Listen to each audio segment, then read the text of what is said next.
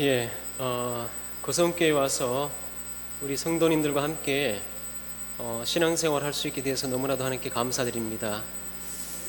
또한 우리 성도님들께서 환대해 주셔서 또 너무 감사드립니다. 예, 인사 이렇게 마치겠습니다. 네네. 잠시 기도하겠습니다. 하나님 감사합니다. 오늘도 말씀 전하는 자리에 서게 하심을 감사합니다. 말씀 가운데 친히 함께하여 주시옵소서. 예수님의 이름으로 간절히 기도드립니다. 네. 너무나도 멋진 시가 있어서 한편 소개하면서 설교를 시작하고자 합니다. 유명한 시라서 한 번쯤 아마 들어보신 분도 계실 것입니다. 사무엘 울만의 청춘이라는 시입니다. 시가 길어서 다 읽지는 못하고 좀 줄여서 중요한 부분을 읽어드리겠습니다. 청춘이란 인생의 어떠한 시기가 아니라 마음가짐을 뜻하나니 장밋빛 볼, 붉은 입술, 부드러운 무릎이 아니라 풍부한 상상력과 왕성한 감수성과 의지력, 그리고 인생의 깊은 샘에서 솟아나는 신선함을 뜻하나니 청춘이란 두려움을 물리치는 용기, 안이함을 뿌리치는 모험심, 그 탁월한 정신력을 뜻하나니 때로는 20살의 청년보다 60살 노인이 더 청춘일 수 있네. 누구나 세월만으로 늙어가지 않고 이상을 잃어버릴 때 늙어가나니 세월은 피부의 주름을 늘리지만 열정을 가진 마음을 시들게 하진 못하지. 근심과 두려움, 자신감을 잃는 것이 우리 기백을 죽이고 마음을 시들게 하네. 그들은 20살이라도 늙은이가 되네. 그러나 머리를 높이 들고 희망의 물결을 붙잡는 한 그대는 80살이라도 늘 푸른 청춘이네. 괜찮죠? 이 시는 유대교 랍비이자 시인인 사무엘 울만이 78세에 쓴 시입니다. 청춘은 나에게 문제가 아니라 마음가짐과 정신의 문제라는 것입니다. 우리의 마음가짐과 정신에 따라 우리는 얼마든지 청춘을 살 수도 있고 노년을 살 수도 있습니다. 우리 마음이 늘 염려와 근심과 걱정 가운데 살아간다면 우리는 지금 노년을 살고 있는 것입니다. 그러나 우리가 소망 가운데 꿈과 이상을 잃지 않고 그것을 품고 살아가고 있다면 계속해서 청춘을 살아가고 있는 것입니다. 여러분들은 청춘을 살고 계십니까? 아니면 노년을 살고 계십니까? 우리의 마음만은 늘 청춘의 때를 사시기를 간절히 바랍니다. 인생의 과정을 생로병사라고 이야기합니다. 태어나고 늙고 병들고 죽는 것은 인생의 과정이요 이치입니다. 오늘날 인류는 생로병사를 해결해 보려고 많은 노력을 하고 있습니다. 실제로 노화 방지 의학이라는 것이 있습니다. 실제로 방지는 못하는데 늙어가는 것을 지연시키는 의학입니다. 이미 오래전부터 선진국에서는 대학과 연구소에서 늙음을 방지하는 연구를 했다고 합니다. 불로장생은 그야말로 인류의 수건이지요. 과학의 발달로 인류가 달에도 가고 화성에도 가지만 아직까지 죽음의 문제만큼은 해결하지 못했습니다. 인류의 마지막 수건인 죽음의 문제를 해결하기 위해서 불가능한 도전을 시작한 것입니다. 우리 어르신들 말씀을 들어보면 살아온 인생이 한순간이더라라는 말씀을 자주 하십니다. 그렇지요. 돌아보니까 70년, 80년이 한순간이더라는 것입니다. 성경에서도 1000년이 한순간의 경점과 같다고 인생을 이야기합니다. 인생을 쏜 화살에 비교하고 있습니다. 인생이 쏜 화살과 같다면 우리가 인생이란 것이 얼마나 빠를까요? 쏜 화살과 같은 인생 가운데 하나님을 믿을 수 있고 하나님을 의지할 수 있다면 그것이 복 중에 복이 아니겠습니까? 눈 깜짝할 새 지나가는 것이 우리 인생이라면 그 가운데 하나님을 찾고 구할 수 있는 것이 복인 줄 믿으시길 바랍니다. 예수 믿는 것은 참 쉬운 것 같지만 예수 믿는 것보다 더 어려운 것도 없는 것입니다. 한순간의 경점과 같은 인생 가운데 늘 하나님을 구하고 의지하며 살아가시는 우리 귀한 성도님들의 삶이 되시기를 간절히 바랍니다. 오늘 성경 16절의 말씀을 보시면 그러므로 우리가 낙심하지 아니하노니 우리의 겉사람은 낡아지나 우리의 속사람은 날로 새로워지도다 라고 말씀합니다. 여러분은 인생 중에 낙심이 언제 찾아옵니까? 여러분은 언제 낙심하십니까? 인생 중에 낙심은 우리의 뜻대로 되지 않을 때 찾아오는 것입니다. 내 뜻대로 내 마음대로 되지 않을 때 우리는 낙심하지요. 그런데 사실 살다 보면 내 뜻대로 되는 것이 많지 않지요? 맞지요? 네. 사실 내 뜻대로 안 되는 것이 인생이 아닐까 생각합니다. 물론 어르신들 앞에서 이런 말씀드려 죄송하지만 나이가 얼마 안 되는 저도 보니까 내 마음대로 내 뜻대로 안 되는구나.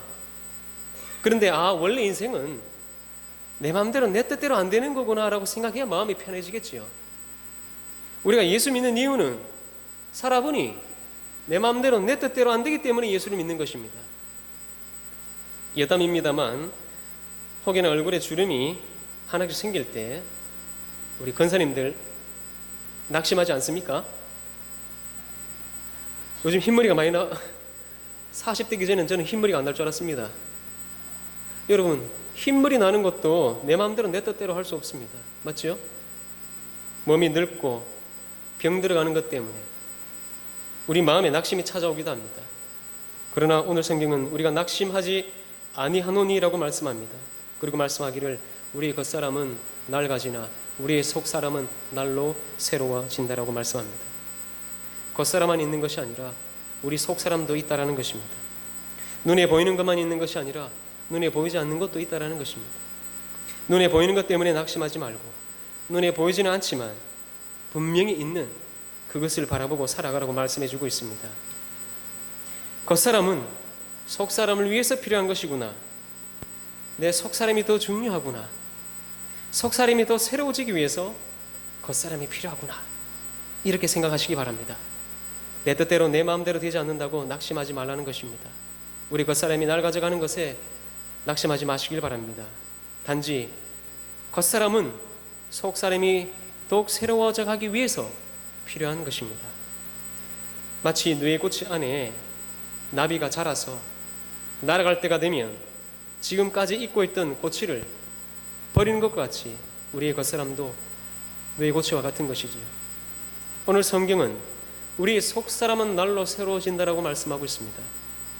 비록 우리의 겉사람은 낡아가지만 우리의 속사람이 날로 새로워져 가고 있다면 낙심할 이유가 없는 것입니다.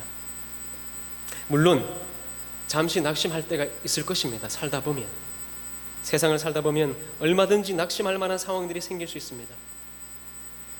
인생의 침륜에 빠질 때가 있습니다. 그러나 거기에 머물러 있지 말라는 것입니다. 속사람을 생각하라는 것입니다. 비록 힘든 상황 속에 있다 하더라도 우리의 속사람이 더욱 새로워져 가는 것에 만족하고 감사할 수 있어야 하는 것입니다. 힘들고 어려운 상황 속에서 하나님께서 나의 속사람을 훈련시키고 있구나, 이렇게 생각하고 참아내시고 인내하시길 간절히 바랍니다. 날로 새로워진다라는 헬라어 의미 속에는 위를 향해서 새로워진다라는 의미가 들어있습니다. 날로 새로워진다라는 의미 속에는 방향의 의미가 들어있습니다. 위를 향해서 새로워져야 합니다. 방향이 중요한 것입니다. 우리는 날마다 위를 향해서 새로워져야 하는 줄로 믿습니다. 날마다 위를 바라볼 수 있어야 합니다. 골로새서 3장 1절에서도 위의 끝을 찾으라라고 말씀하고 있습니다.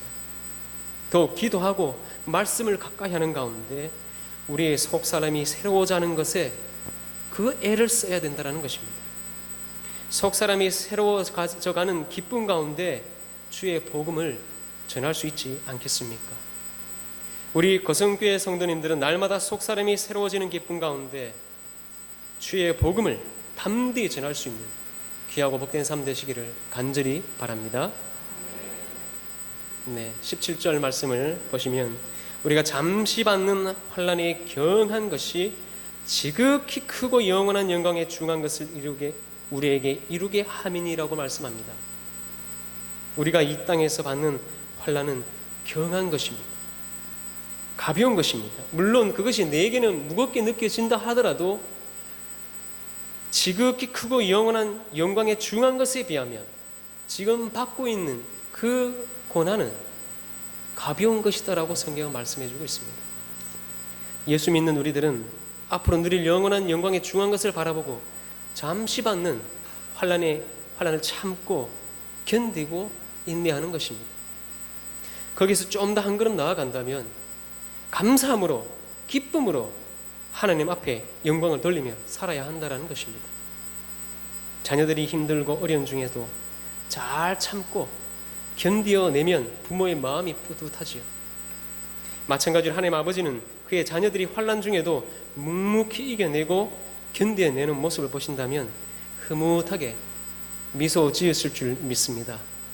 18절 말씀을 같이 보시면 우리가 주목하는 것은 보이는 것이 아니요 보이지 않는 것이니 보이는 것은 잠깐이요 보이지 않는 것은 영원함이라 라고 말씀합니다. 로마서에서도 다음과 같이 말씀합니다.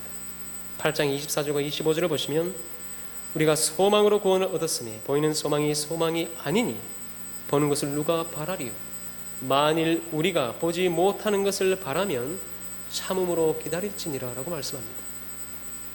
성경의 관심은 보이는 것에 있는 것이 아니라 보이지 않는 것에 있습니다. 우리가 소망으로 구원을 얻었다고 말씀하시는데 이 소망은 보이지 않는 것을 바라고 참고 기다리는 소망입니다. 오늘 성경의 말씀을 잘 보시면 겉사람과 속사람, 환난에 경한 것과 영광에 중한 것, 보이는 것과 보이지 않는 것, 이렇게 반대되는 개념을 나열해서 계속 말씀하고 있습니다. 같은 의미의 다른 표현이라고 할 수 있습니다. 세상의 많은 사람들은 겉사람과 이 땅에서 겪는 환난에 경한 것과 눈에 보이는 것에 매달려 살아갑니다. 마치 눈에 보이는 것이 다인 양 살아갑니다. 복음 전한다는 것이 무엇일까요? 보이지 않는 영원한 것을 전할 수 있어야 하지 않겠습니까? 비록 우리 삶이 육신적으로는 좀 부족하더라도 우리가 살아가는 삶이 좀 재정적으로 좀 어렵더라도 좀 삶이 팍팍하더라도 하늘에 대한 소망으로 무장해야만 합니다. 그리고 마음의 여유와 감사의 삶을 살아서 믿지 않는 자들에게 복음을 전할 수 있어야 할 것입니다. 할렐루야. 보이는 것은 잠깐이라고 합니다. 스쳐 지나가는 것이라고 말씀하고 있습니다. 야고보서의 말씀에서도 말씀하기를 너희 생명이 무엇이냐 너희는 잠깐 보이다가 없어지는 안개니라라고 말씀하고 있습니다. 베드로전서에서는 말씀하기를 우리가 다 아는 말씀이지요. 모든 육체는 풀과 같고 그 영광은 풀의 꽃과 같다라고 말씀합니다. 우리가 잘 아는 러시아의 대표적인 문인인 톨스토이는 우리 인간은 이 세상을 스쳐 지나가는 존재다라고 이야기했습니다.